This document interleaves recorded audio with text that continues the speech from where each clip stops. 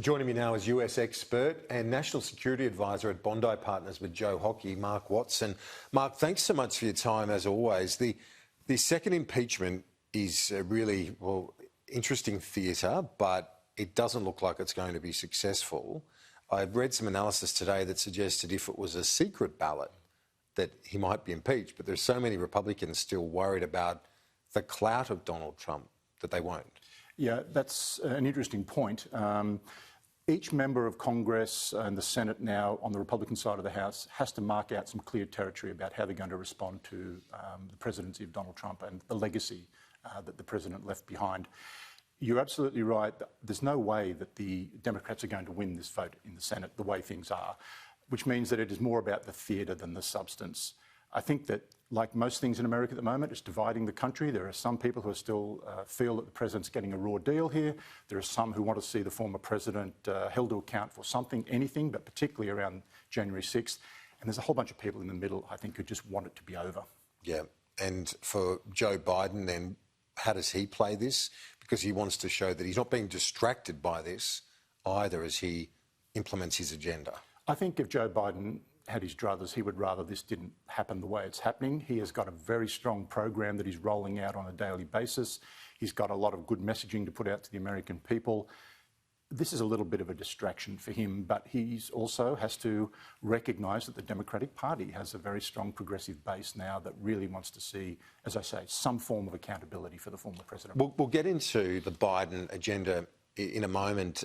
Let's just finish off on Trump for the moment, if we can as well, because this is not a problem that's resolved just with this vote in Congress, is it? This is a problem for the Republican Party for the next, foreseeable future, that you've got millions of people who vote and backed Donald Trump so strongly, but then a Republican base separate to that, traditional base, I guess is the way to put it, the Bush family and, McCain, Cindy McCain, that sort of person who represents an entirely different Republican. Yeah, the Republican Party has got major issues to work through in the next 2 years.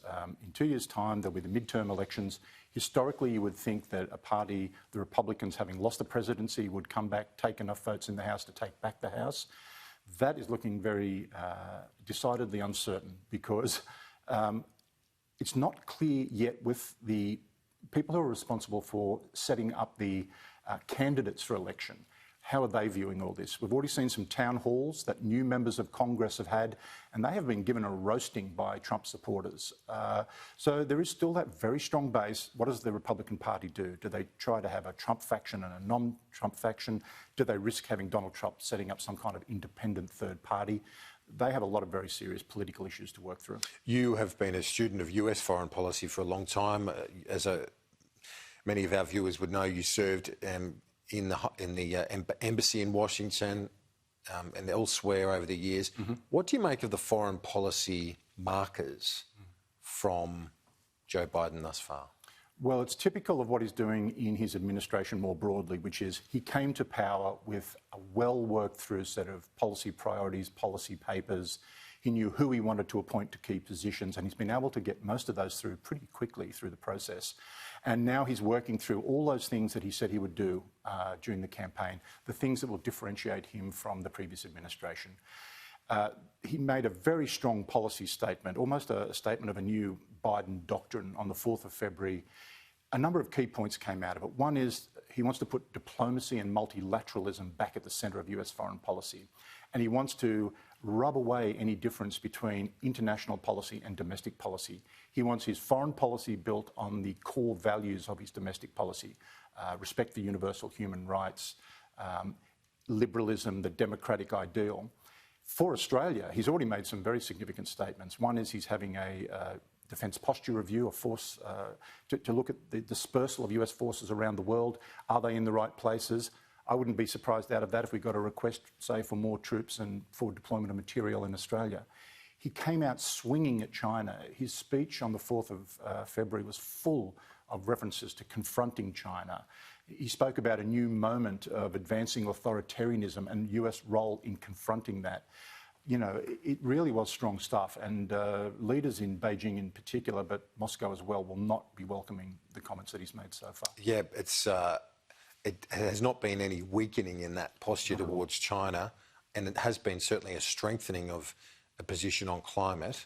What are the ramifications on that front? But you've already touched on one in terms of the troop deployments. What's your broader view in terms of ramifications, implications for Australia out of that foreign policy? Well, the President in that speech made clear that he said that, you know, alliances are the strength of, are a strength for the United States. It's the way they will go forward in the 21st century. For Australia, with the difficult relationship we currently have with China, that will be very welcome news, very welcome words in Canberra.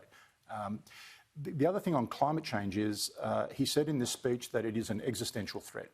We know that Kamala Harris, the Vice President, former Senator from California, also has environmental issues and climate change at the forefront of her mind. I think she will be a very strong driver to keep environmental issues and climate change at the front of this administration. And for the Prime Minister, he'd be keen, wouldn't he, to get there in April?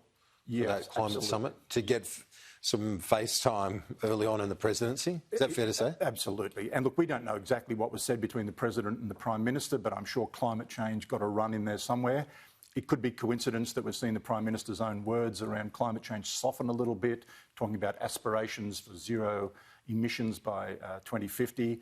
I think he realises that the US is serious about this, and Australia, to some extent, will have to play along with that. Mark Watson, Bondi Partners National Security Advisor. Thanks. We'll talk to you next week. Thanks, Kieran. Appreciate it.